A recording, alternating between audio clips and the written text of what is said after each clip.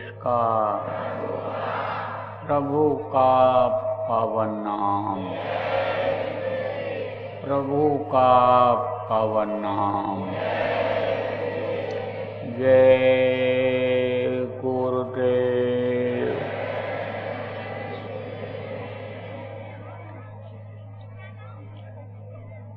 सतगुरु शांति वाले तुमको लाखों प्रणाम।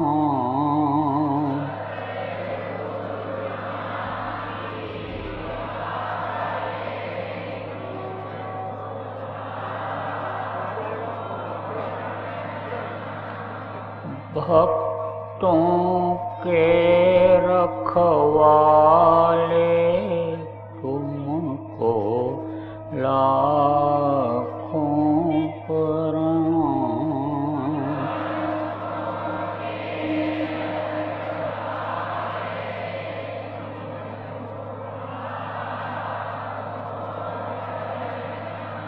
सुतदारा परिवार हैं जितने,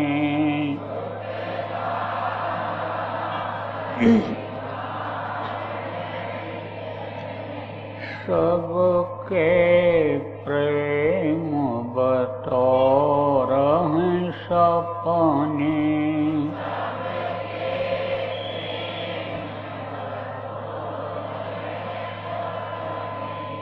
अंत समय कोई नहीं अपने,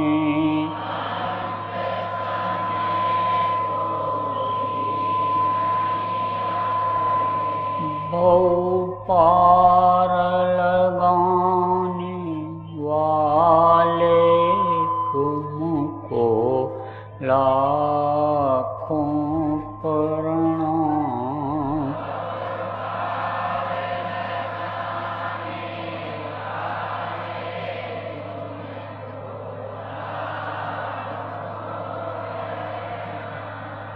वेद वेदांत पुराण बताए,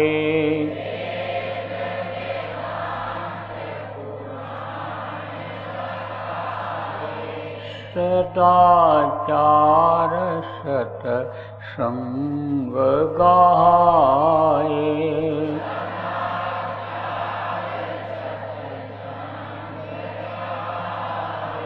ध्यान योग का भेद बताए,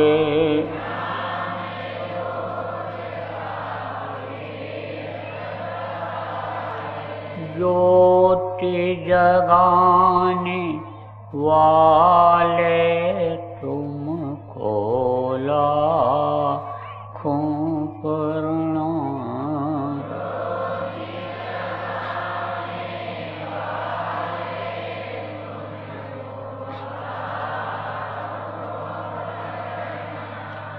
भक्तों पर हैं तुम्हारे लोचन,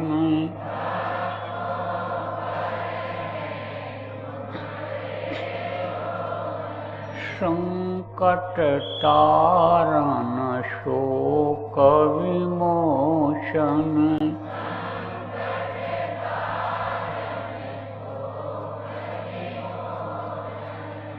गुरु तुम ही पापों के मोचन,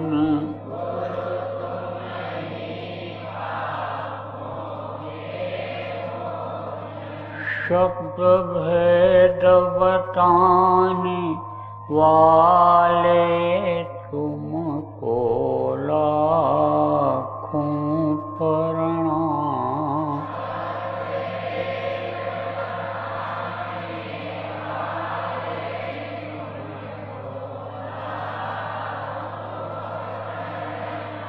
भक्तों के रखवाले तुमको लाखों प्रणाम।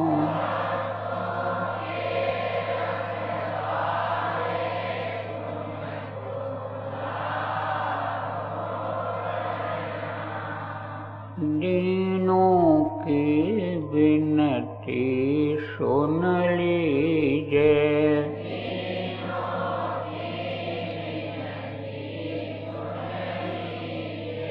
किंकर जानी कर कृपा कीजिए।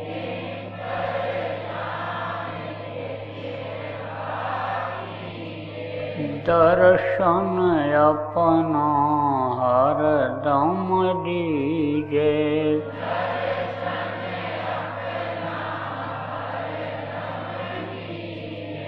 यम त्रास मिटाने वाले तुमको लाखों प्रणाम।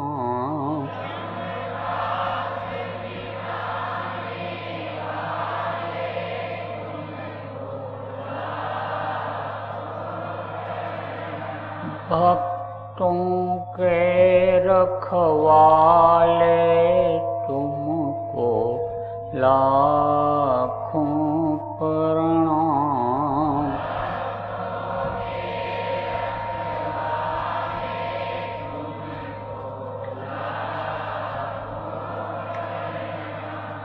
सतगुरु शांति वाले तुमको लाखों प्रणाम।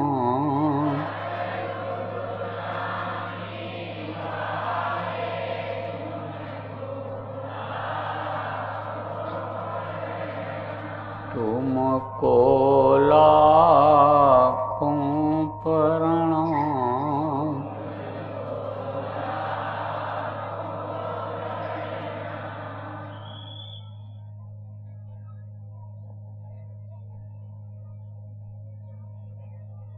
जय गुरुदेव।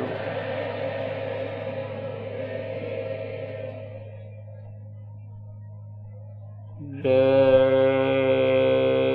गुरुदेव। जय गुरुदेव। जय गुरुदेव नाम किसका। जय गुरुदेव नाम किसका। प्रभु का पावन नाम। प्रभु का पावन नाम। जय गुरुदेव।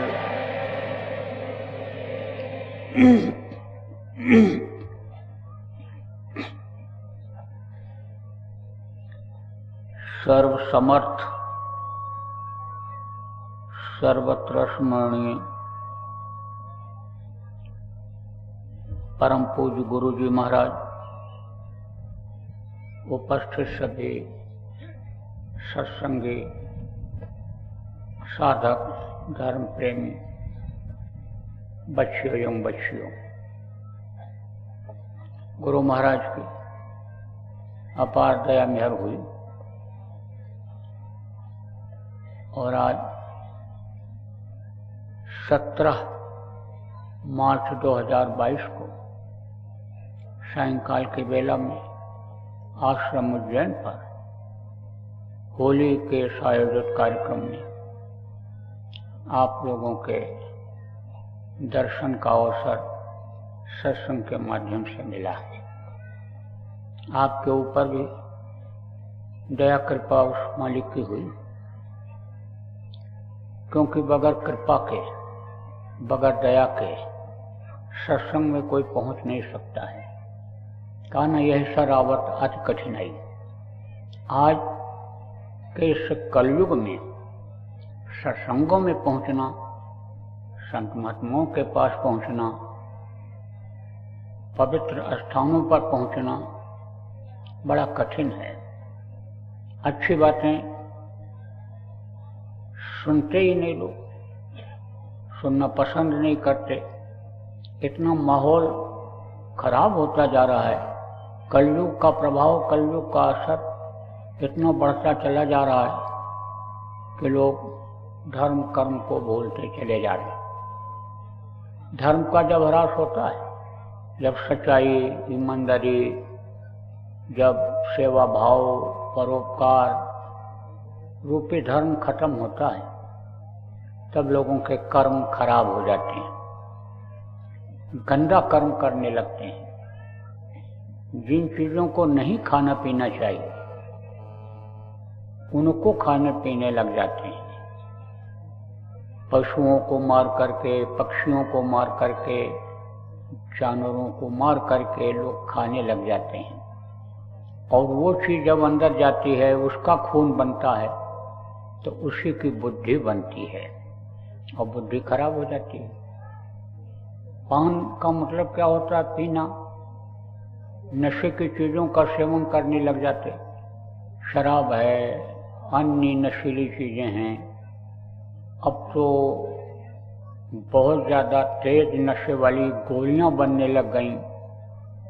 कुछ लोग तो भारत जैसे धर्मपरायण देश के नौजवानों को बर्बाद करने का ही निशाना बना लिए, और वो इस तरह की गोलियां बनाने लग गए कि बगैर उस गोली के उनको चैन नहीं मिलती है। कुछ तो ऐसे भी आपको नौजवान मिलेंगे कि जो हमेशा नशे में धुत रहते हैं। तो जब नशे में धुत रहता है आदमी, क्या कर सकता है? चाहे नौजवान हो, चाहे मजदूर हो, चाहे अधिकारी कर्मचारी हो, चाहे राजनेता हो, देश के रक्षक हों, समाज के रक्षक हों, क्या कर सकते हैं? नशे में कोई होश नहीं रहता है। कहने का मतलब यह है कि कर्म खराब हो जाते हैं। इसीलिए देखो, पहले के समय में बराबर लोग सत्संगों में जाते रहते थे, सत्संग सुनते रहते थे। जब सत्संग सुनते रहते थे तब लोगों को मालूम रहता था कि मानव का धर्म क्या है, हमारा धर्म क्या है।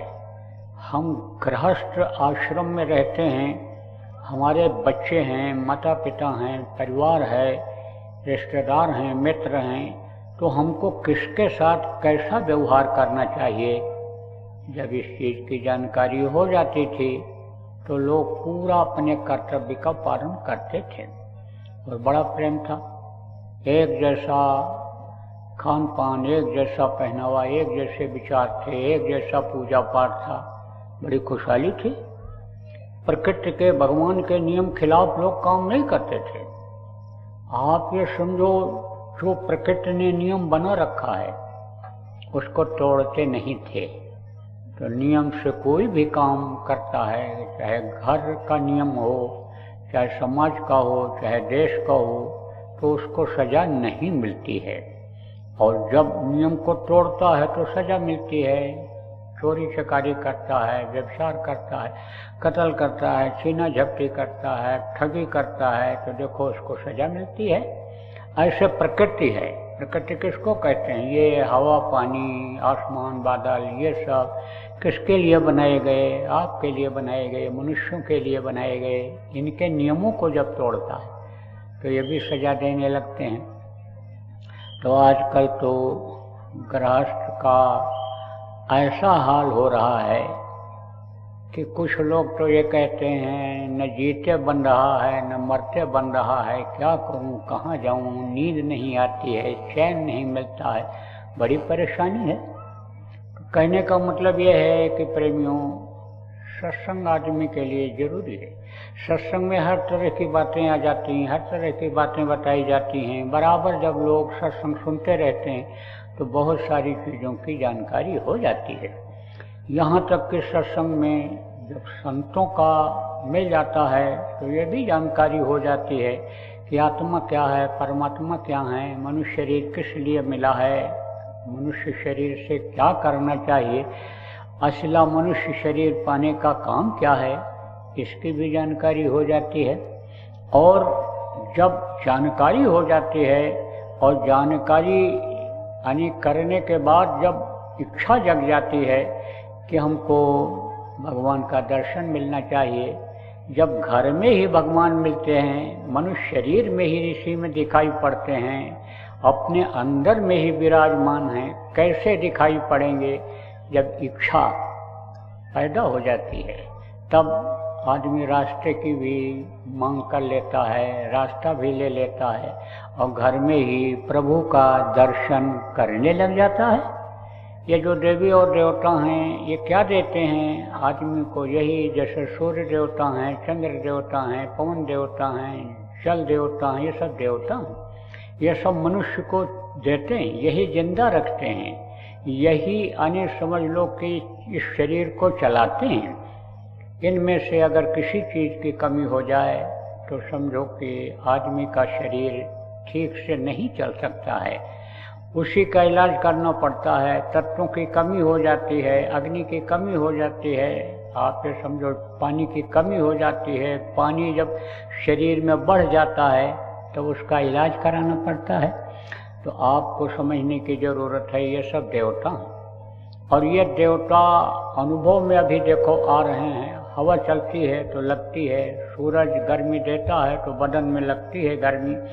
आप देखो पानी आप देखते हो, पीते हो तो आपको शांति महसूस होती है।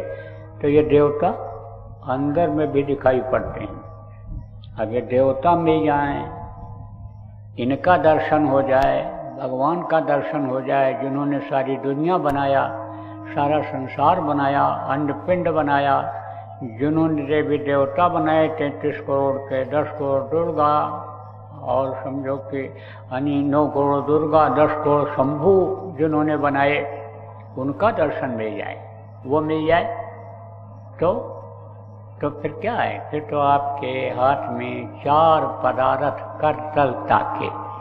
4 पदार्थ क्या है? अर्थ, धर्म, काम और मोक्ष। अब आप ये समझो सब आपके हाथ में आ जाए, सब कुछ आपको मिल जाए, फिर आपको कोई तकलीफ झेलना पड़े? नहीं झेलना पड़ेगा। तो देखो प्रेमियों, आज पूर्णिमा है। कौन सी पूर्णिमा? फागुन की पूर्णिमा। फागुन की पूर्णिमा, अलग अलग पूर्णिमा का अलग अलग अर्थ है, अलग अलग महत्व है। यह ऐसी पूर्णिमा है, इस पूर्णिमा को ठंडी खत्म होती है और गर्मी की शुरुआत हो जाती है। न ज़्यादा ठंडी रहती है और न ज़्यादा गर्मी रहती है। और आज की ये जो पूर्णिमा है, ये धुरंधर पूर्णिमा कहलाती है। यानी ये जो है वो होली की पूर्णिमा, फागुन की पूर्णिमा कहलाती है। इसका भी एक इतिहास है। अब देखो, उस समय के लोग तो हैं नहीं जिन्होंने देखा था, लेकिन जिन्होंने कुछ देखा उस समय पर लिख दिया। उसमें से जो कुछ भी इतिहासकारों को मिला, उन्होंने उस चीज़ को समझो कि बढ़ा दिया। अब ये है कि मुख्य रूप से समझो कि ये प्रसिद्ध है कि आज के दिन प्रहलाद को लेकर के होलिका समझो बैठी थी और आग लगाई गई थी और प्रहलाद नहीं जले थे, वो होलिका जल गई थी। इसको ज़्यादातर लोग जानते हैं। लेकिन इसके साथ और भी इतिहासकारों ने खोजा कि कामदेव का पुनर्जन्म हुआ था कार्तिकेय के रूप में। वो पार्वती से पैदा हुए थे। कामदेव ने सती हो जाने पर समाधि लगा दिया था। समझो कि शिव जी ने, कामदेव ने उनकी समाधि को तोड़ा था। तो आप ये समझो उनसे पुत्र पैदा हुए थे, तो उन्होंने जो है राक्षसी का विनाश किया था, क्योंकि शिव या उनके पुत्र ही उसका विनाश कर सकते थे। आप देखो, टुंडा भी एक राक्षसी कहलाई। राक्षस और राक्षसी क्यों कहलाते हैं? कर्मों से कर्म खराब हो जाते हैं। मनुष्य की तरह वो भी रहे, पैदा हुए माँ के पेट से ही। ये जो राक्षस हुए मनुष्य के पेट से ही पैदा हुए, लेकिन उनके कर्म खराब हो गए।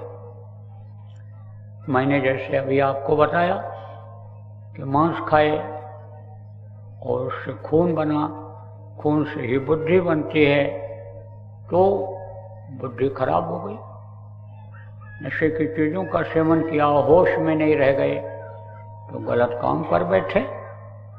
तो अब आप ये समझो कि ऐसे लोग जो थे यानी वो वरदानी भी हो गए, मेहनत भी किया उन्होंने। ऐसे आसानी से किसी चीज़ की सिद्धि नहीं मिलती है।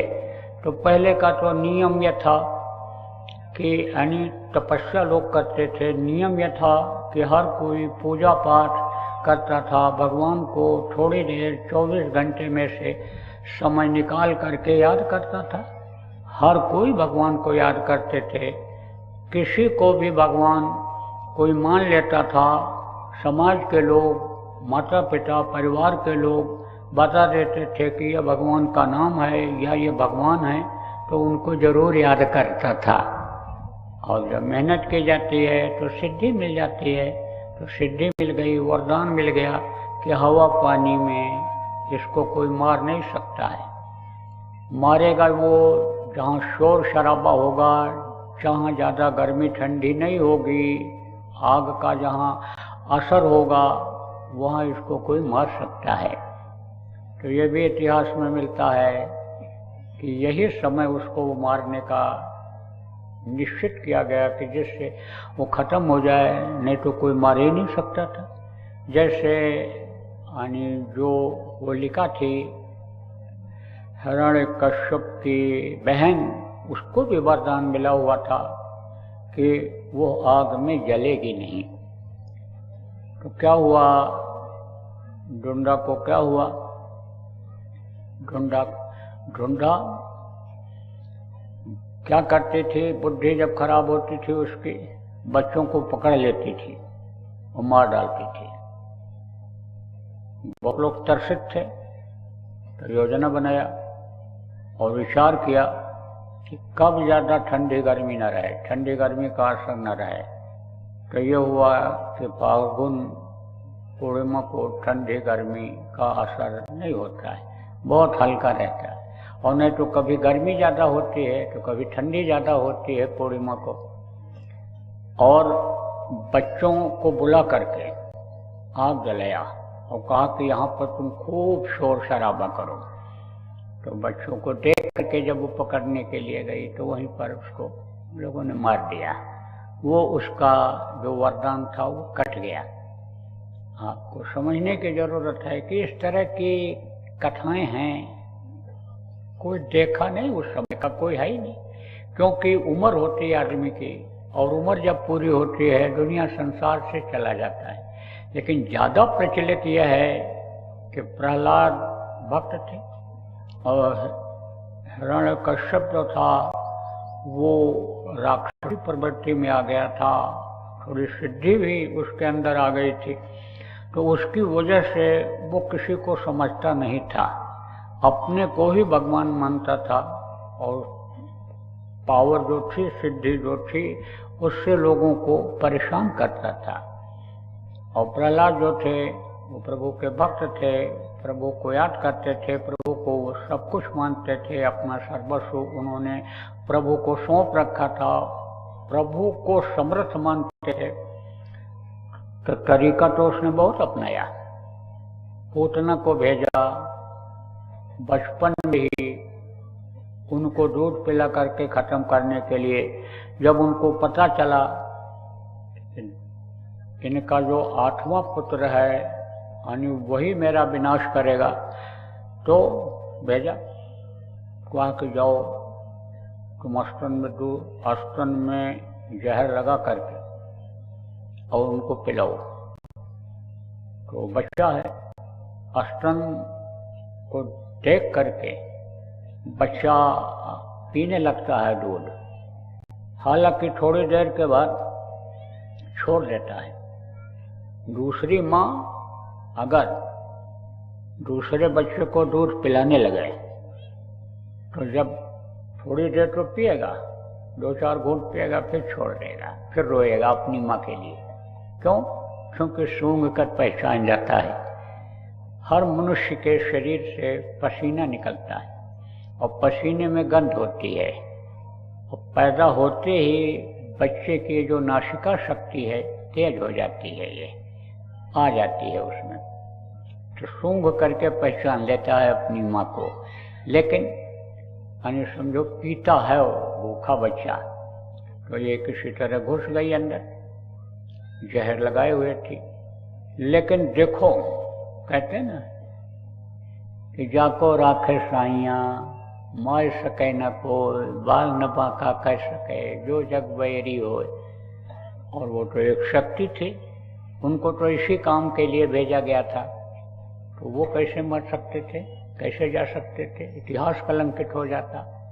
तो क्या असर हुआ, उसी जहर का असर उसी स्तन के सुराख से उसके अंदर चला गया।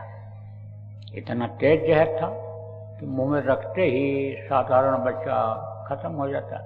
उसी जहर से ही वो खत्म हो गई, उसी से खत्म हो गई। कृष्ण को मुंह भी नहीं लगाना पड़ा। तो आपको समझने की जरूरत है प्रेमियों कि तब भी हिम्मत नहीं हारा। कौन? हिरण्यकश्यप, जिसको राक्षस कहा गया कर्मों के अनुसार। बुरा करता था, सताता था, मरता पीटता था, सब काम करता था जो बुराई आजकल लोग करते हैं, करता था वो। तो उसने हिम्मत नहीं हारी। पता चला उसको कि हमारी बहन को वरदान मिला हुआ है कि हम आग में भी कहीं बैठें जलेंगे नहीं। कहा तुम इनको लेकर बैठो, आग लगाया जाएगा, ये जल जाएगा, तुम बच जाओ। लेकिन अब देखो प्रभु की दया से थोड़ी देर के लिए वो जो वरदान था वो कट गया, वरदान खत्म हो गया।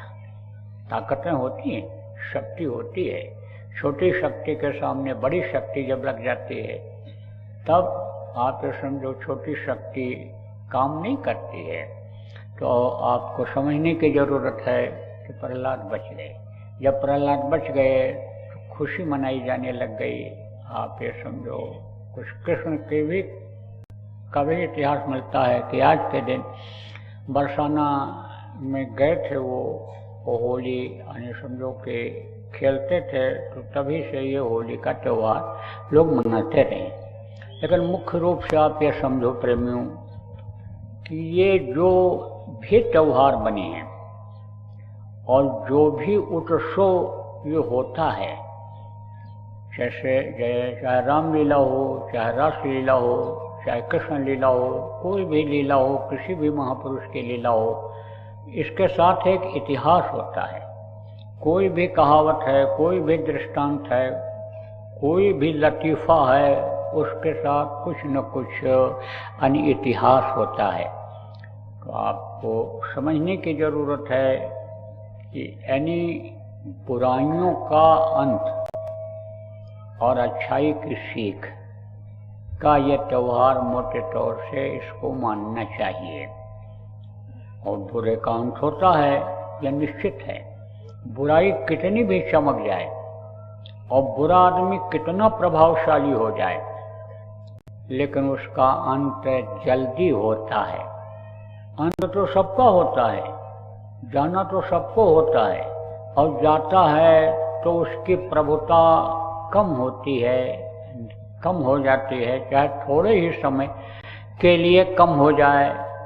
अगर प्रभुता का महत्व कोई बताने लग जाए, अच्छा निकल आवे, तो प्रभुता बढ़ती भी है और नहीं तो प्रभुता कम हो जाती है। तो आपको समझने की जरूरत है। लेकिन जो बुराई होती है उसके जाने के बाद उसका अंत हो जाता है, उससे अंत हो जाता है, बिखराव हो जाता है उसमें। आप ये समझो। तो आज का जो ये दिन है, फाल्गुन पूर्णिमा का जो दिन है, आपको पूरे साल की समीक्षा करने का दिन है।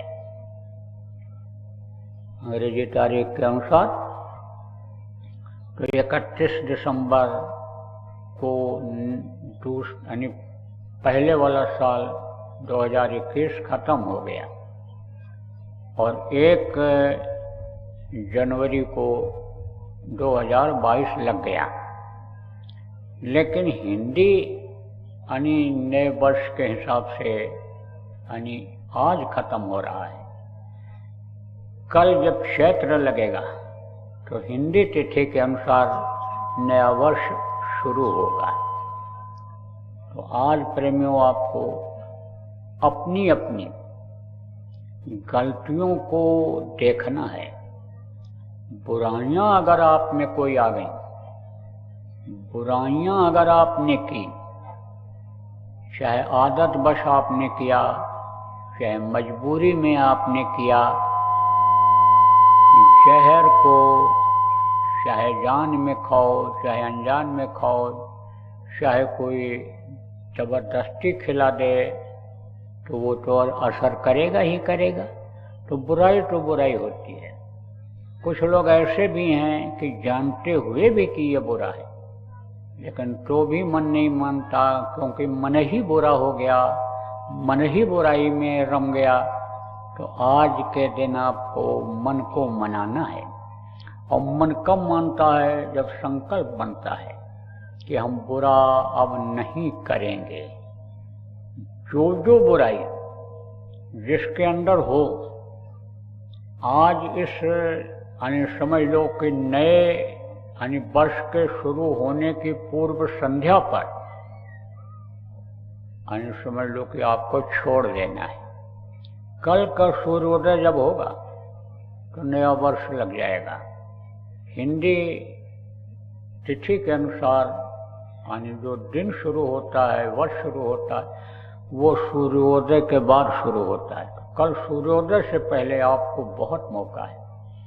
और गुरु महाराज का यहाँ देखो ये मंदिर बना हुआ है, तस्वीर लगी हुई है। गुरु महाराज से आप लोग माफी मांगो और प्रायश्चित करो। और आज आपको जो ध्यान भजन बताया गया, नए लोग आए हो जो भी बता दिया जाएगा, वो ध्यान भजन आप करो। अपनी अपनी गलती की माफी मांगेंगे हम सब लोग। तो आप ये समझो कि अपनी अपनी गलती की माफी मांगो, माफी करो। नहीं तो ये तकलीफें जो आपने खुद पैदा किया उसको तो झेलना ही पड़ेगा। नहीं तो उन तकलीफों को जो आपने जान में अनजान पैदा किया है उसकी माफ़ी करो। तो माफ़ी ऐसे सरल नहीं है कि माफ़ कर दीजिए, ऐसे सरल नहीं है। माफ़ी के लिए कुछ करना पड़ता है। और वो भी जब देख लेते हैं कि चाहता है कि ये माफ़ी यानी माफ़ करा लें, माफ़ी मिल जाए, तब उसका नाम है दीन बंधु दीनानाथ गरीब परवर।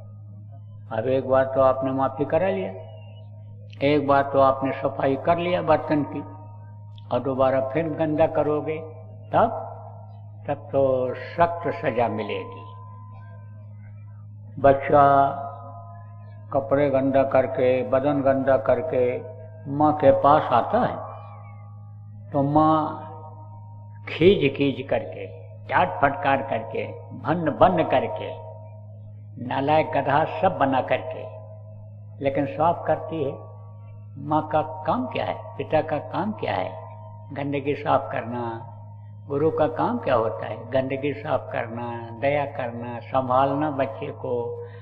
तो आपको समझने की जरूरत है प्रेमियों कि माँ साफ तो कर देती है, लेकिन अगर फिर गंदा करके आया तब थप्पड़ लगाती है, थप्पड़। तब फिर कहती है तू अब ऐसे पड़ा रहेगा, तेरे कुछ नहीं करूँगी।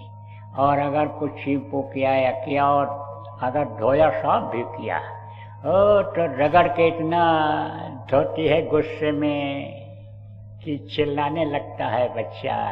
ऐसे ही समझ लो कि कहीं रगड़ाई न हो जाए तो कहो गुरु सहाय नहीं हो रहे हैं। अगर पड़ोसिन बच्चे की आवाज़ को रोते हुए सुन करके आ भी गई, बहुत तेज चिल्ला रहा है बच्चा, क्या हो गया, मैं तो देखने चली आई, तो वो उसको अनी भी बताने लग जाती है कि ये नालायक है, गधा है, और ये ऐसा करके आया, ऐसा करके आया। तो समझ फिर वो भी लौट जाती है। बच्चा जब कहना ही नहीं मानता है तो रोने दो।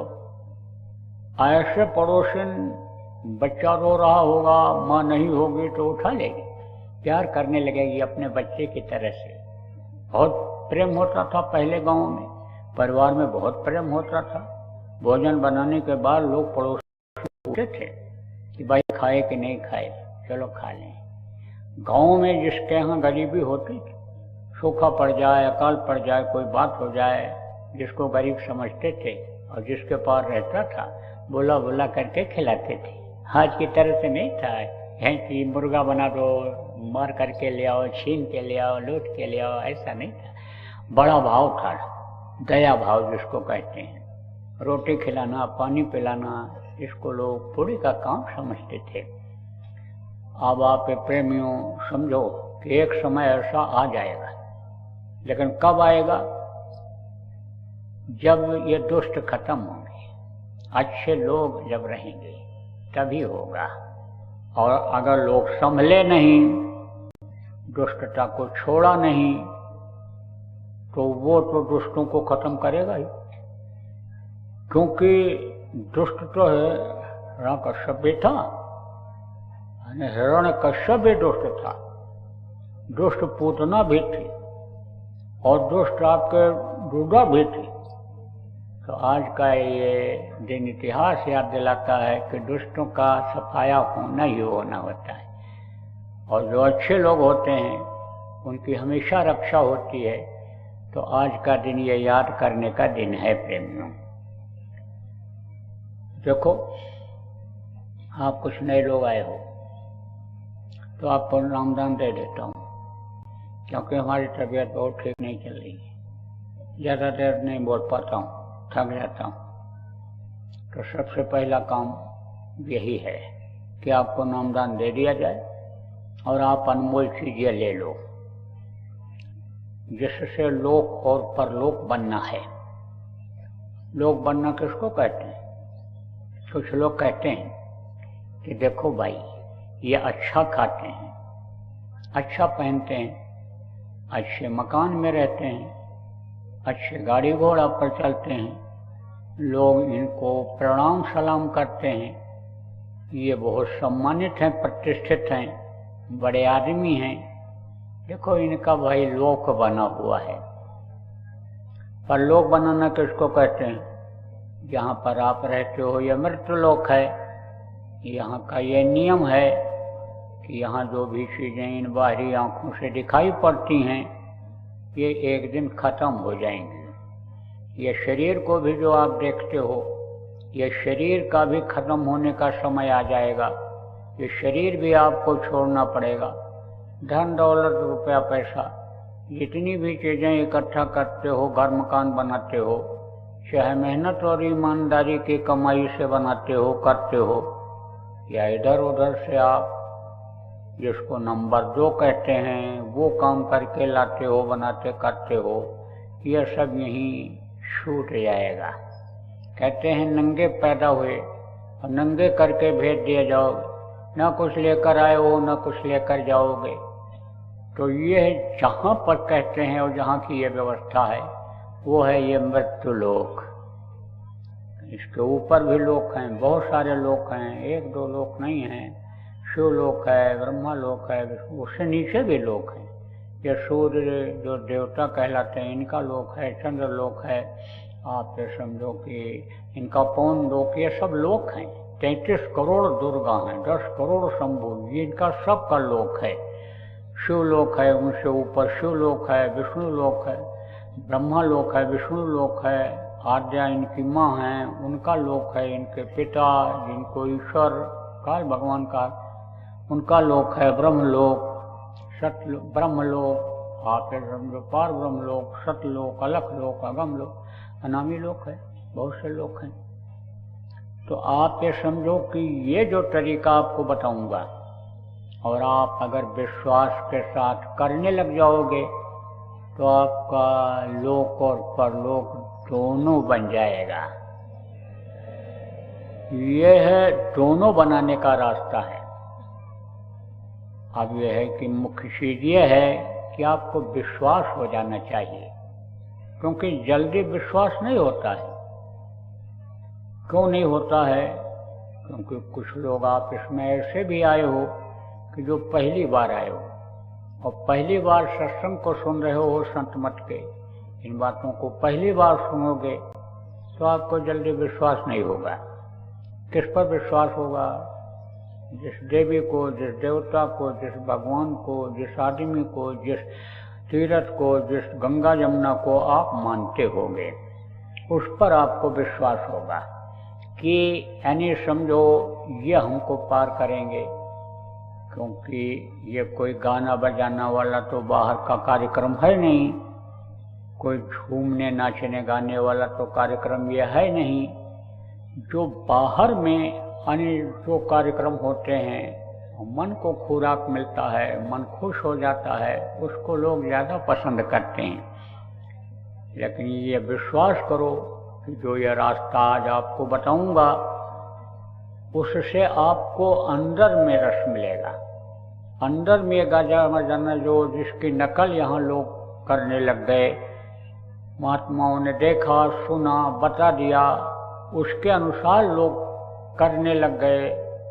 उन्हीं के आधार पर मंदिर, मस्जिद, गिरजाघर, गुरुद्वारा बना दिया। जो देखा फकीरों ने, महात्माओं ने, उसके अनुसार बना दिया। तो वो असली जब आपको दिखेगा, असली चीज, असली यानी बाजा सुनाई पड़ेगा, तब ये बिल्कुल बेकार लगेगा, खेल खिलौना लगेगा। लेकिन छोटी बच्ची है, उसको किसी ने बता दिया कि देख ये खेल खेल, इसमें तेरा मन लगा रहेगा। माँ ही बच्ची को बहकाने के लिए कि ये हमारे घर के काम में बाधा न डाले, सिखा देती है कि देख ये गुड़िया है, ये गुड्डा है, और तू देखिए, रख देती है दिया, दीपक होता ना छोटा छोटा मिट्टी का, जलाते हो दीपावली, रख देती है। और ऐसे रख देती है पानी किसी बर्तन, कहती है देख इसको खाना बना इसी में, जैसे मैं बनाती हूँ, चूल्हा वगैरह बना देती है, और तू खाना बना, इसको खिला, और इसका शादी ब्याह कर। जैसे तेरी दीदी की शादी हुई थी, देखा था तूने? देखा था बोलती है, तो कहे ऐसे ही यानी तू कर, और इसी को खेल।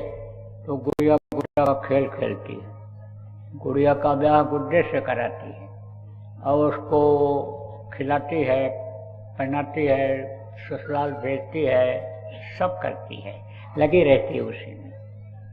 लेकिन जब बड़ी हो जाती है, जानकारी उसको हो जाती है, उसकी शादी जब हो जाती है, तब गुड़िया गुड्डा का खेल खेलती है? नहीं खेलती। फिर उसको जब असिला पति मिल जाता है, तो उसके साथ वो रहती है, उसके अनुसार चलती है, उसको बनाती खिलाती है, उसकी सेवा करती है। कबीर साहब ने कहा ना, गुड़िया गुड्डा सूप सुपेलिया, ये सब है लड़कैयाँ खेलन की, करोरी जतन सखी सैया मिलन की। साईं किसको कहा उन्होंने? उस परम पिता परमात्मा को, जो सबका सृजनहार है, सृष्टि का रचयिता ही नहीं, अंड पिंड ब्रह्मांड का रचयिता है। पिंड लोक ये है जहाँ आपका पिंड, ये शरीर हमारा आपका माँ के पेट में बना, ये पिंड लोक है। इसके ऊपर अंड लोक है, फिर ब्रह्मांड लोक है। तो अब आप ये समझो कि जिन्होंने सब कुछ बनाया, वो पिता हैं, परमेश्वर हैं, पति हैं। आप ये समझो वो सबके सृजनहार हैं। तो आप ये समझो कि जब वो मिल जाएंगे, पति मिल जाएंगे, का करो रे जतन सखी साइयाँ मिलन की, साई मिलन। जतन, जतन माने उपाय। देखो बगैर उपाय के कुछ नहीं होता है। उपाय यानी जानना चाहिए, उपाय बताने वाला मिलना चाहिए, उपाय बताने वाले के पास जाना चाहिए, और सीखने के लिए, समझने के लिए थोड़ा सा छोटा बन जाना चाहिए, और छोटा बन करके सीख ले लेना चाहिए। दीनता अपने अंदर ले आना चाहिए, अहंकार को वहीं उनके पास छोड़ देना चाहिए। तो समझ लो कि लघुता से प्रभुता मिले, प्रभुता से प्रभु, छोटे बन जाओगे, अपना लेंगे। छोटे बच्चे को सब प्यार करने लगते हैं। कोई दीनता से कोई चीज़ मांगता है, दीनता जिसके अंदर रहती है, तो समझ लेता है देने वाला कि यह वास्तव में इच्छुक है। किसी से हाथ जोड़ करके कहो, भाई साहब माता जी बड़ी प्यास लगी है, एक गिलास पानी पिला दो, बड़ी भूख लगी है, एक रोटी खिला दो, तुरंत दे देगी। और अहंकार में कहोगे यार पानी पिला दो, लावे न लावे मर्जी के ऊपर है उसके, आप तो समझो करा रहा रोटी खिलाओ। तो अहंकार में जब बोलते हैं तब वो चीज जरूरत पर नहीं मिलती है। तो कहते हैं कि जब जब संत जगत में आवे, ढूंढ भाल उनके ढिर जाओ, जाय करो दर्शन और सेवा, पड़े रहो सदा चरणन में। तो कहने का मतलब यह है कि उपाय जानना जरूरी होता है। कहते हैं युक्ति से मुक्ति मिलती है। मुक्ति का मतलब क्या होता है? शरीर की मुक्ति तो हो जाती है, कहाँ होती है? जहाँ से एक बार लोग पहुँचा देते हैं तो वापस नहीं लाते हैं, मुक्ति करा के ही आते हैं। कोई आने का सवाल ही नहीं उठता है। जब जमीन के अंदर 10 फुट 15 फुट गाड़ देते हैं तो कोई मुर्दे में जान भी आ जाए तो निकल के आ सकता है। जब बिल्कुल शरीर को जला ही देते हैं तब अगर जीवात्मा उसमें आवे भी तो कहाँ आएगी? तो वो शरीर की मुक्ति तो शमशान घाट पर लोग कर देते हैं, लेकिन शरीर को जो चलाने वाली ये शक्ति है जीवात्मा, यही शरीर को चलाती है। इसके निकल जाने के बाद तो यह शरीर में कोई ताकत नहीं रह जाती है। और जीवात्मा के निकलने के बाद ये प्राण जो 10 प्रकार के हैं ये भी सब निकल जाते हैं। ये जो चक्र हैं, कमल हैं, ये जो अभी खिले हुए हैं, स्थान स्थान पर आपको सत्संगों में बताया गया कि कंठ चक्र, हृदय चक्र, नाभि चक्र, इंद्रिय चक्र, गुदा चक्र, ये जो चक्र, ये जो कमल हैं ऊपर की तरफ जो ये खिले हुए हैं, इनकी पंखुड़ियाँ नीचे की तरफ हो जाती हैं। जैसे कमल का फूल खिला हुआ रहता है लेकिन जब मुरझाने को होता है तो नीचे आ जाता है वो।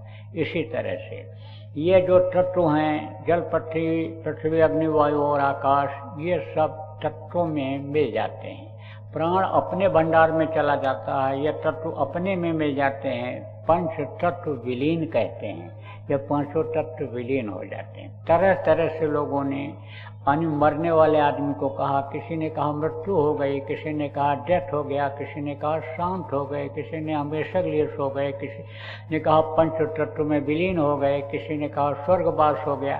तरह तरह से लोग कहने लग जाते हैं। तो आपको समझने की जरूरत है कि जीवात्मा की मुक्ति, जो शरीर को चलाने वाली परमात्मा की अंश है, इसकी कैसे होगी? इसकी मुक्ति तो तब होगी जब ये अपने भंडार में पहुंच जाएगी, जहाँ से उतारी गई है। कहाँ से उतारी गई? प्रभु के पास से उतारी गई है। प्रभु के पास जब ये पहुंच जाएगी तब ये नीचे नहीं आएगी, और नहीं तो फिर पूरे छेड़े मृत्यु लोके। देवी देवता भगवान जिनको आप कुछ लोग मानते हो यही भगवान है, आगे जानकारी नहीं हो पाई। और जानकारी भी हुई, सत्संग भी सुना, जब तक कहा गया ना, जब तक न देखूं अपनी नैना तब तक सुनूं करूं न विश्वास दूसरे की बैना। बैना मतलब क्या होता है? वाणी, आवाज, बात। कहते हैं जब तक देख नहीं लूंगा तब तक दूसरे की बात पर कैसे विश्वास करूंगा? तो मैं बता तो सब कुछ रहा हूँ, लेकिन आपको जल्दी यकीन नहीं होगा, विश्वास नहीं होगा। लेकिन जब आप देख लोगे तब आपको विश्वास हो जाएगा। तो देखने का रास्ता तो मैं बताऊंगा, करना आपको पड़ेगा। तो सबसे पहली चीज तो यह है कि आपके अंदर इच्छा जगनी चाहिए। इच्छा ही नहीं जगती है। नाम दान लिए हुए बहुत दिन हो गए, लेकिन यह तड़प जगी ही नहीं, यह इच्छा जगी ही नहीं कि हमको करना चाहिए, हमको प्रभु को पाना चाहिए। क्योंकि समझ लो आप इस बात को मांगा था, किसने मांगा था? वरदान में मांगा था किसने? काल भगवान, जिनका यह देश है। कहा था कि संतों को तो आप भेजो, आपकी मौज है जीवों को निकालने की, संत आएंगे लेकिन अपने साथ नहीं ले जाएंगे किसी को। और ये जो यानी जीव है, ये पैदा होने के बाद पीछे का इसको कुछ दिखाई न पड़े। पीछे का अगर दिखाई पड़ जाए आपको, अरे तो आप अपने ही किए हुए पिछले जन्म के कर्मों को रोने लग जाओगे, चिल्लाने लग जाओगे, कान पकड़कर उठने बैठने लग जाओगे, माफी मांगने लग जाओगे कि ऐसी ऐसी गलती भी मैंने की।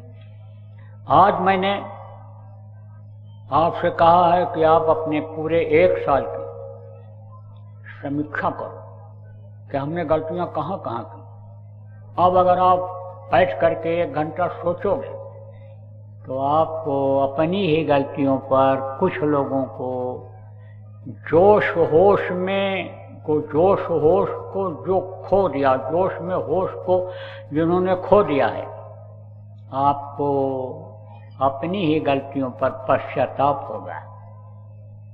अपनी गलतियों पर आप ग्लानि करो, अपने से ही आपको घृणा होने लगेगी। और जब भूल जाते हो, सोने के बाद आदमी को भूल जाता है। बोलने की प्रवृत्ति है ना, प्रवृत्ति बना दिया माया ने कि सोने के बाद भूल जाओ, वो चीज याद नहीं रहती है, तो फिर नई नई गलतियां होती चली जाती हैं। तो आप प्रेमियों समझो इस बात को, वरदान मांगा था कि ये भूल जाए पैदा होने का। माँ के पेट में तो दिखाई पड़ता है जब तक बच्चा रहता है, पूर्व जन्म में हम कहाँ थे, क्या कर रहे थे, नरकों में थे, मार खा रहे थे, कुत्ता थे, बिल्ली थे, कीड़ा थे, मकोड़ा थे, क्या थे, सब दिखाई पड़ता है। लेकिन जन्म लेने के बाद माया का पर्दा पड़ा और वही पर्दा मोटा होता चला गया, एकदम भूलते चले गए। पैदा हुए तो थोड़ा बहुत तो था कि जैसे सपना कोई देख रहा हो रात में, सुबह उठे तो थोड़ा बहुत याद रहता है, लेकिन जैसे जैसे दिन चढ़ता है, जैसे जैसे देर होती है, सपना देखे हुए भूलता चला जाता है।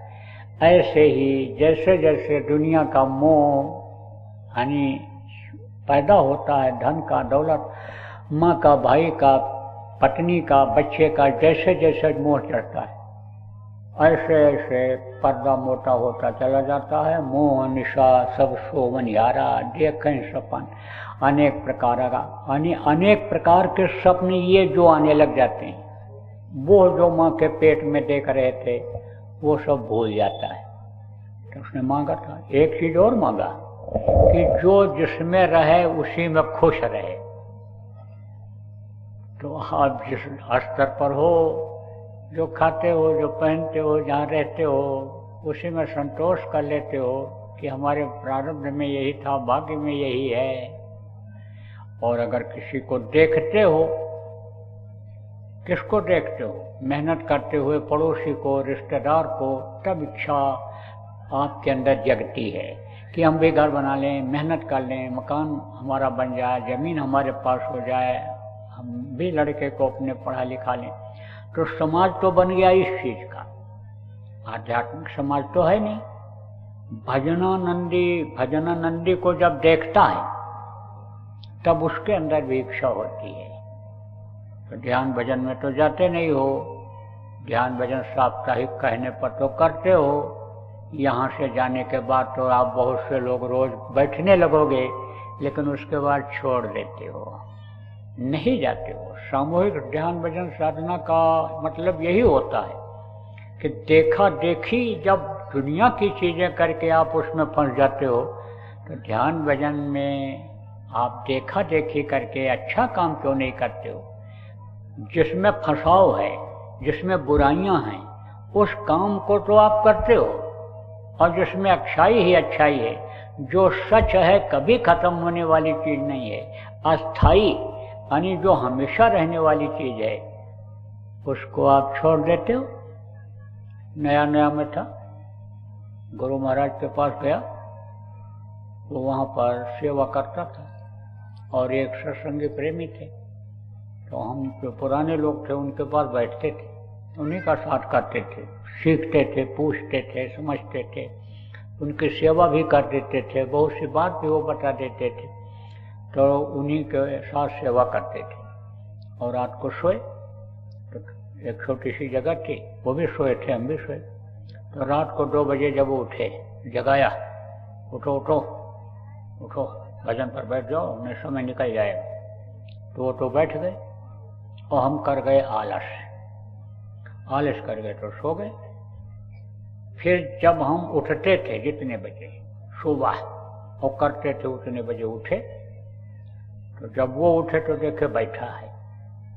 दूसरे दिन यानी फिर जगाया उन्होंने, फिर जगाया तो समझो कि नहीं उठे तो फिर बीच में वो उठे, तब सब जो भी रहा, देखा मैं पड़ा सो रहा हूँ।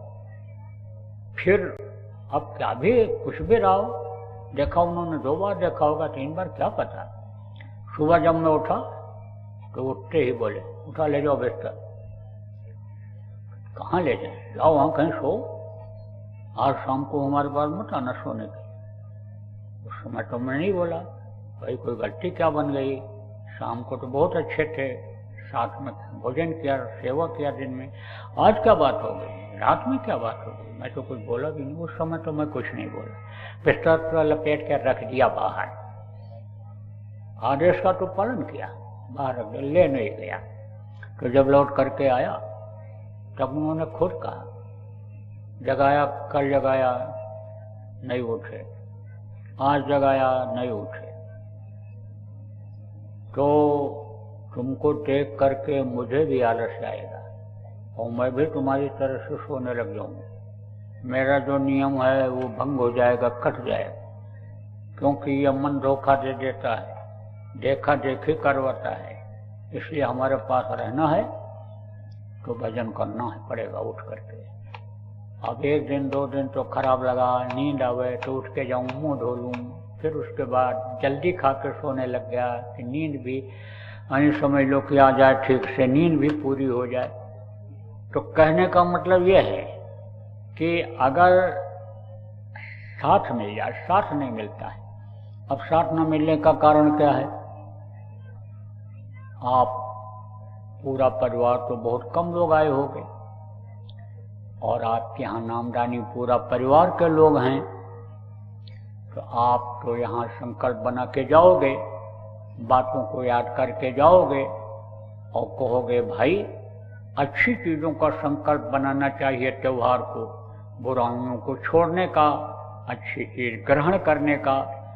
तो आज संकल्प बना लोगे, कल जाते जाते बना लोगे कि भाई हमको चल करके क्लोज करना है, लेकिन परिवार वालों को नहीं कराओगे। अब कौन सी ऐसी मजबूरी है कि जिसकी वजह से आप नहीं करा पाओगे या आलसवश आप नहीं करा पाओगे?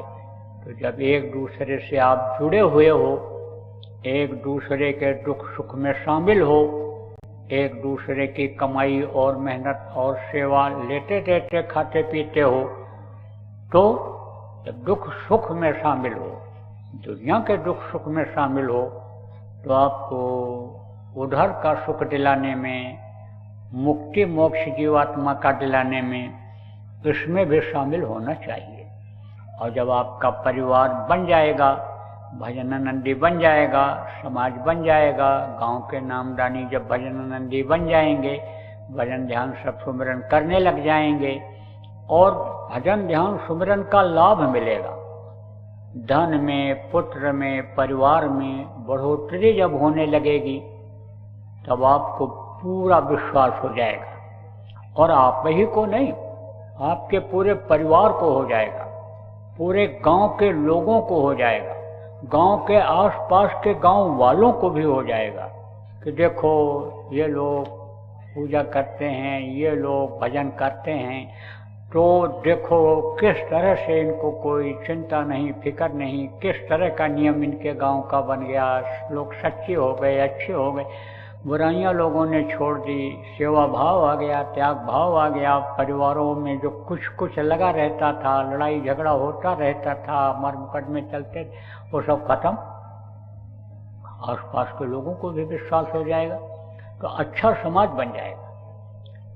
अच्छा समाज अगर बना लो आप, तो उसका लाभ आपको तो मिलेगा ही, आपके समाज को तो मिलेगा ही। देश को मिलेगा, पूरे विश्व को मिलेगा। अभी आपको नहीं मालूम है क्या होने वाला है। बहुत खून खराबा होगा, बुद्धि लोगों की खराब हो रही है। कोई भी छोटा बनने के लिए तैयार नहीं है।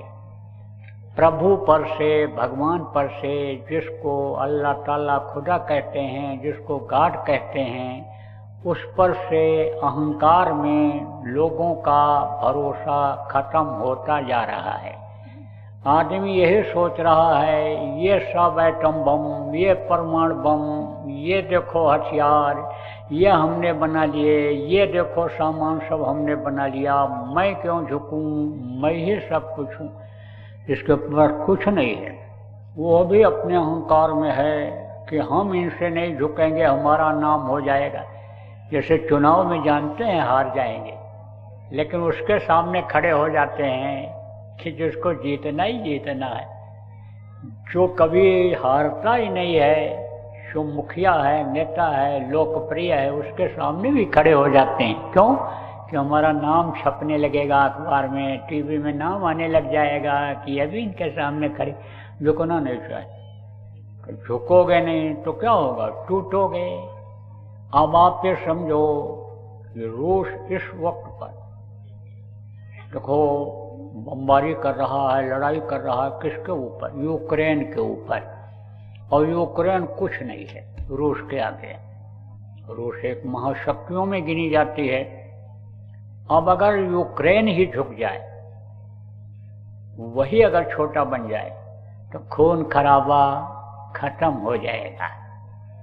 अब आप ये समझो कि यूक्रेन से करीब 3 लाख आदमी चले गए बाहर, और तमाम जो उसके कल कारखाने, हवाई जहाज और बहुत सारा जो सुख सुविधा का साधन था, वो सब रूस ने खत्म कर दिया। बमबारी करके उसको सब खत्म कर दिया। अब जब देश में कुछ रहेगा ही नहीं, जनता ही नहीं रहेगी, तो राजा बन करके तुम क्या करोगे? कहाँ से अन्न लाओगे? कहाँ से कपड़ा पानी मंगाओगे? क्या कमा करके दूसरे देश से कपड़ा मंगा के लोगों को पैसा पहनाओगे? क्या खिलाओगे? और शक्तिशाली देशों से भी मुझे ये प्रार्थना करनी है कि आप सब लोग अपने अपने अहंकार को स्थगित कर दो, अहंकार को खत्म करो और प्रभु पर करो भरोसा। और प्रभु से मांगो दया कि आपकी वजह से हम प्रभुता में आए हैं, आपकी वजह से हम इस जगह पर आए हैं, हम राष्ट्रपति बने हैं, प्रधानमंत्री बने हैं, हमारे पास ये चीज़ें हैं। आप उसको शुक्र करो, उसको धन्यवाद दो, उसके आभारी आप रहो और जीवों की करो रक्षा, जीवों को बचाओ। जीव बचाना बहुत बड़ा पुण्य का काम है।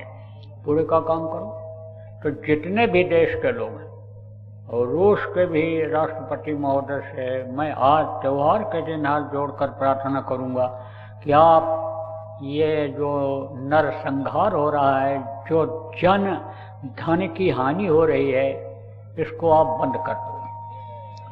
विश्व के जितने भी शक्तिशाली देश हैं, जिनमें एक अपना भारत भी है, सब लोगों को मिलकर के ऐसा मंसूबा बनाना चाहिए कि लड़ाई कहीं होवे ही नहीं। लड़ाई के ये जितने हथियार हैं, ये सब खत्म कर दिए जाएं, डाल दिए जाएं समुद्र में।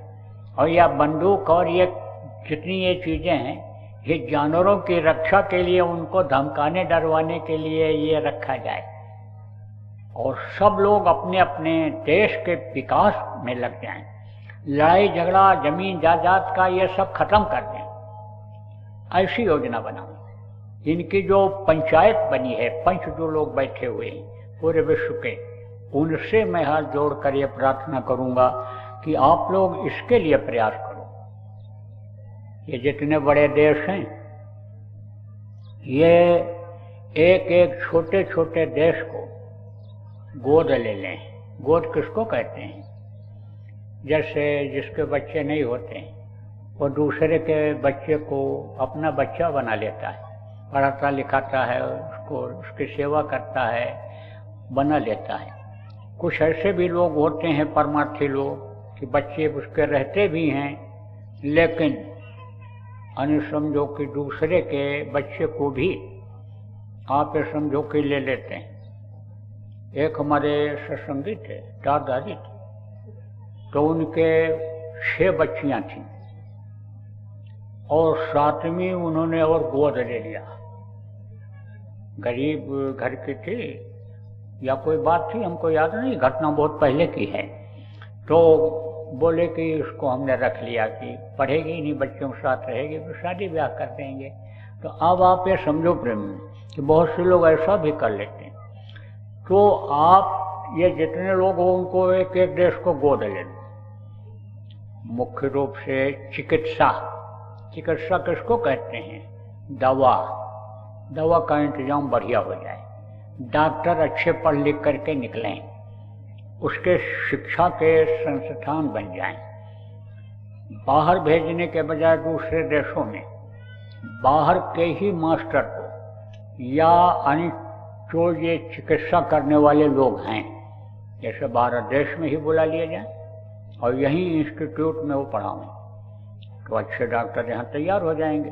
तो चिकित्सा की अच्छी व्यवस्था हो जाए और शिक्षा मुख्य चीज होता है, यही चीज होती है। आदमी को यानी चिकित्सा की पहले जरूरत पड़ती। वैसे तो लोग कहते हैं कि भोजन की जरूरत पहले होती है, फिर घर की होती, कपड़े की होती है, फिर घर की होती है।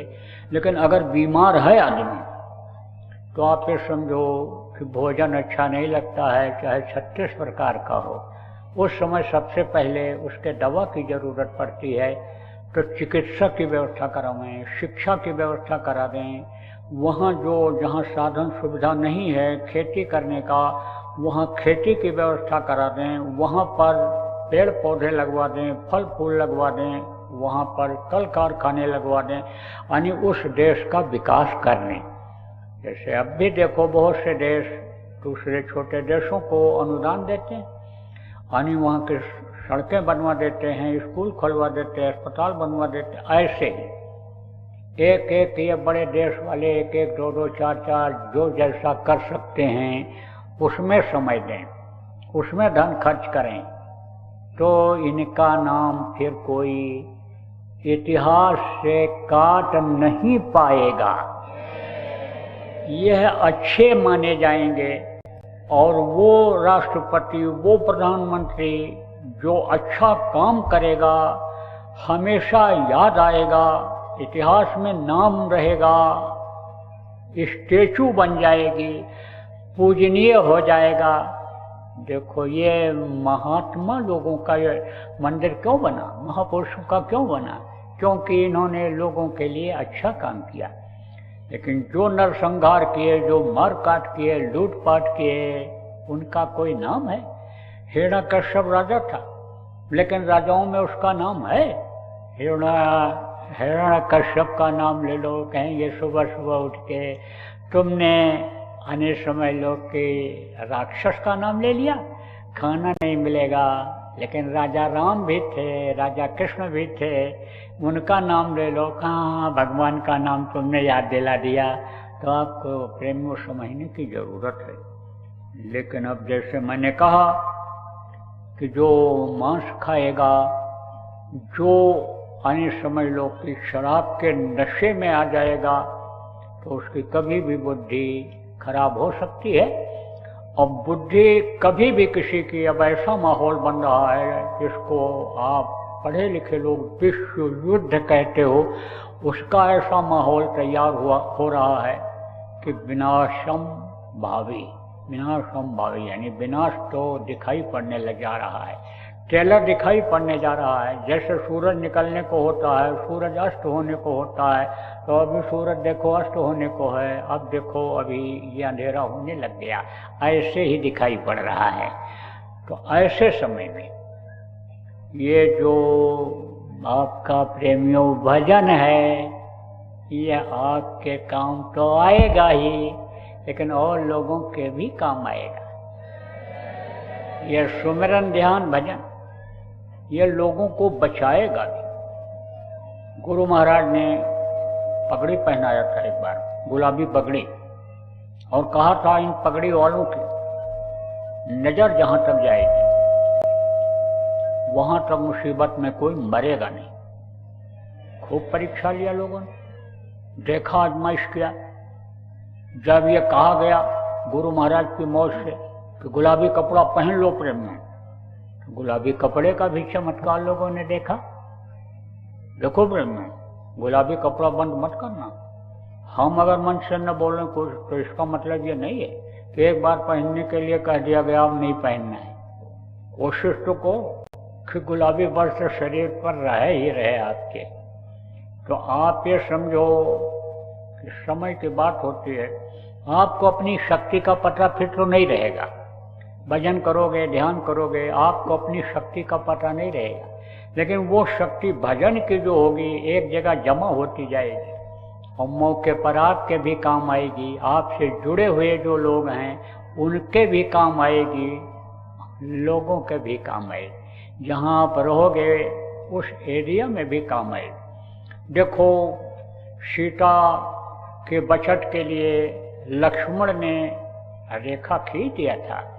अब रेखा तो दूर खींचा था, लेकिन आप पे समझो रेखा का इतना असर था कि कहीं भी अगर कूद करके भी अगर जाता, ऊपर पेड़ पर से कूद करके भी सीता के नजदीक अगर वो जाता अंदर की तरफ, तो वहां भी वो जलता रावण। आपको समझने की जरूरत है प्रेमियों कि उसका असर होता है। तो आप ये समझो कि वो रास्ता आज आपको बताऊंगा। अब यह बात तो मैंने इसलिए बता दिया कि पुराने लोग इसमें बहुत हो, नए तो अभी कुछ आए हैं सुबह नामदान देने के बाद, बाकी तो सब नामदानी हो गई, जो नहीं थे वो भी हो गए। तो ये तो बीच में हमने थोड़ा बता दिया। अब आपको नए लोगों को बताऊंगा, नामदान दूंगा।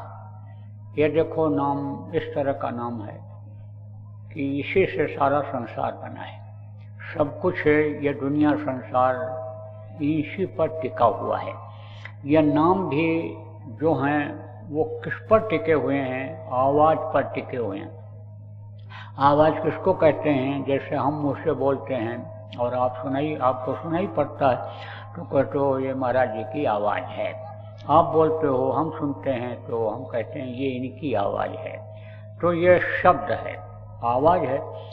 शब्द ये कैसे बने हैं? अक्षर से बने हैं। तो आप ये समझो, ये सब जो अक्षर हैं ये शब्द से ही निर्मित हुए हैं और वो इकट्ठा होकर के लाइन बन गई है।